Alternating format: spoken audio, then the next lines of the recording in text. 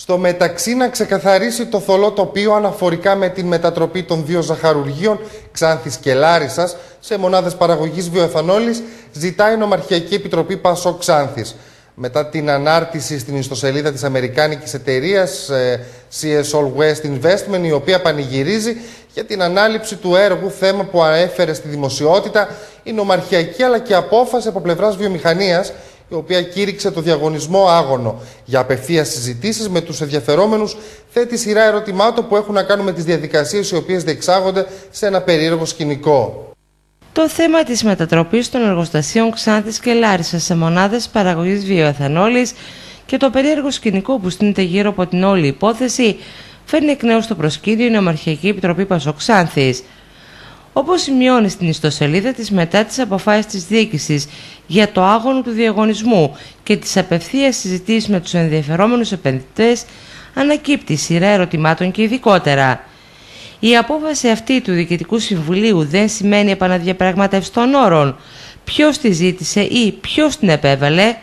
Είναι άραγε τυχαίο ότι η κοινοπραξία εταιριών Coal West Ethanol και Renew Energy προανήγγειλαν ότι πήραν τη δουλειά?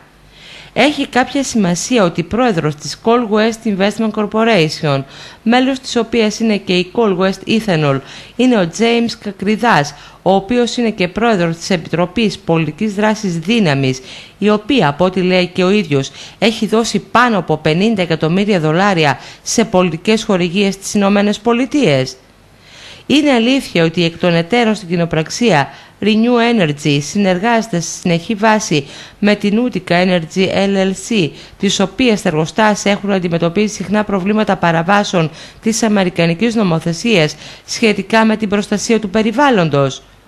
Έχει κάποια σχέση η προ λίγων εβδομάδων δήλωση στην Νομάρχη Ξάνθης ότι τελευταία είχε επισκεφτεί παρουσία του Αμερικανού προξένου την Αμερικανική Γεωργική Σχολή με θέμα την έλευση εδώ ενεργειακών φυτών που δοκιμάζονται από τη σχολή αυτή την περίοδο, όπου συζητήθηκαν θέματα που έχουν να κάνουν με τη γεωργία, την οικονομική ανάπτυξη και προοπτική της περιοχής? Τι φυτά είναι αυτά που δοκιμάζονται, πού θα δοκιμαστούν, σε τι θα δοκιμαστούν?